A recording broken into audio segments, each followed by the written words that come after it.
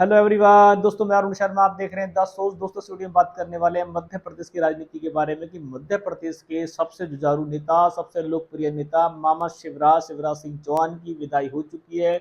बड़े भावुक मन से उन्होंने मध्य प्रदेश की राजनीति को बाय बाय कह दिया और वो सेंट्रल की राजनीति में अब जाने के लिए सक्रिय हो चुके हैं। दोस्तों, अगर आप चैनल पहली बार है, जुड़ सकते हैं सारी वीडियो को देखने। दोस्तों, बात करते हैं मामा शिवराज के बारे में कि लोकप्रियता में उन्होंने सारे पदक हासिल कर लिए और इस बार लोकसभा चुनाव 2024 में जितनी बढ़त से वो जीते हैं, विदिशा से लेकर उन्होंने रिकॉर्ड हासिल कर लिया है। 12 लाख के आसपास वोटों से वो जीते हैं और जनता के मध्य प्रदेश के सबसे लोकप्रिय नेताओं में उन्होंने अपनी बढ़त बना ली है। पर मोदी जी के आदेश से और नड्डा जी के आदेश से उनको मध्य प्रदेश की राजनीति से 2023 से दूर कर दिया गया था। वो बहुत चिल्लाए थे, बहुत जाके सभाओं में उन्होंने अपने आंसू बहाए थे और जनता के साथ हमेशा रोते नजर आते थे। उन्होंने बार बार मोदी सरकार, एनडीए सरकार को एक संदेश दिया था कि वो भले ही उनको कोई बड़ी जिम्मेदारी नहीं मिले पर वो मध्य प्रदेश की राजनीति में खुश हैं।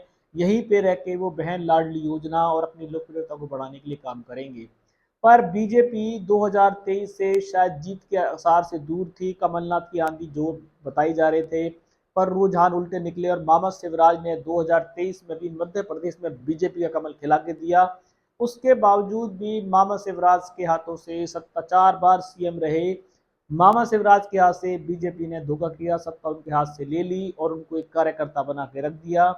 मामा शिवराज का होड़ों से, बोर्डिंगों से और मोहन यादव की मंत्रिमंडल से भी पत्ता साफ कर दिया गया, जिससे मामा शिवराज को बहुत आघात हुआ और वो बीजेपी से अपने नाता रिश्ता नहीं खराब करना चाहते थे, जिसके चलते वो बीजेपी के लिए कुछ बोलने से तो बचते थे, पर वो आए दिन सभाओं में बहनों के साथ रोते नजर आते थे और वो बार बार बीजेपी को एक संदेश देते थे कि वो मध्य प्रदेश की राजनीति में ही रहना चाहते हैं, उनको सेंट्रल से और किसी बड़े मंत्रालय से कोई पद नहीं चाहिए। पर बीजेपी की और उनकी अंदरूनी खींचतान इस कदर बढ़ती गई कि नड्डा और मोदी जी के कहने से उनको मध्य प्रदेश की राजनीति से दूर करने के आदेश दे दिए गए।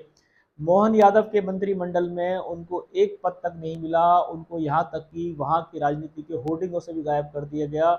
पर इसके चलते भी मामा शिवराज की लोकप्रियता पे कोई आंच नहीं आई और उन्होंने 2024 लोकसभा चुनाव में बीजेपी की आंखें खोल के रख दी और जिस तरीके से विक्ट्री को जीत कर लेके आए बीजेपी का अब तक कोई बड़ा नेता, यहाँ तक कि नरेंद्र मोदी भी 1 लाख वोटों से जीते हैं और वो 12 लाख के आसपास वोटों से इन्होंने बढ़त बनाई है।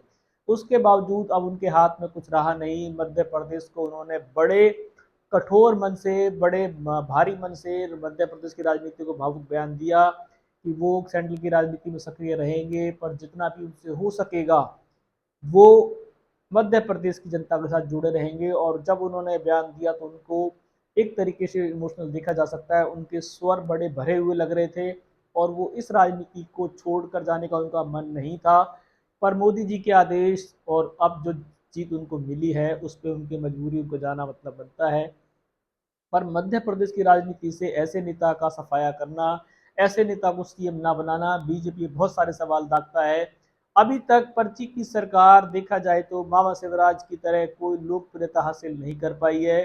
पर्ची की सरकार चाहे राजस्थान में हो, छत्तीसगढ़ में हो, मध्य प्रदेश में हो, बीजेपी के इशारों पर चल रही है। उनको कोई भी राजनीति का अनुभव नहीं है, चाहे वो हरियाणा हो। जिस तरीका का प्रति सरकार को इस बार बीजेपी ने रिप्लेस किया है, इसके चलते बीजेपी की आने वाले समय में काफी प्रदेशों में हार होगी, क्योंकि जनता अपने स्थानीय नेता को खोना नहीं चाहती थी। खट्टर की राजनीति को भी बीजेपी ने ग्रहण लगा दिया, उनके हाथ से भी रातों रात सत्ता ले ली। वसुंधरा राज्य का भी ग्रहण लगा दिया, मामा शिवराज को भी उन्होंने साइड लगा दिया। अब सिर्फ वहां पे पर्चियों की सरकार से देश चल रहा है, प्रदेश चल रहा है। लोकल राजनीय राजकीय नेताओं का भविष्य बीजेपी ने दांव पे लगा दिया और सारी जितनी भी जीत है इसका श्रेय सिर्फ मोदी और कमल के चेहरे पे जाएगा। अब देखते हैं, मामा शिवराज ने वैसे तो मजबूरी में मध्य प्रदेश की राजनीति को बाय बाय किया है, अब वो सेंट्रल की राजनीति में सक्रिय हैं और फिर भी वो जनता के साथ भावुक बयान दे रहे हैं। अब उनके हाथ में कुछ नहीं बचा है, पर वो फिर भी कह रहे हैं कि मुझसे जो बन सकेगा वो मैं करूंगा। बीजेपी ने जो इस बार दाव खेला है सेंट्रल की राजनीति में मजबूर करने के लिए, क्या भजन लाल, क्या मोहन यादव, क्या सैनी जी ऐसे क्षेत्रीय नेताओं की कद को बढ़ाने में कामयाब होंगे, या उनके प्रदेशों से भी उनके हाथ से प्रदेश चला जाएगा। दोस्तों, मामा शिवराज ने फिलहाल मध्य प्रदेश की राजनीति से इस्तीफा दे दिया है और केंद्र सेंट्रल की राजनीति में सक्रिय हो गए हैं।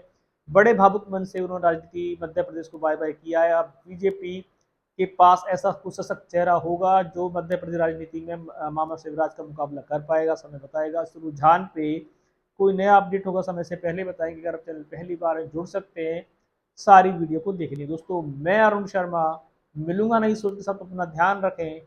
नमस्कार।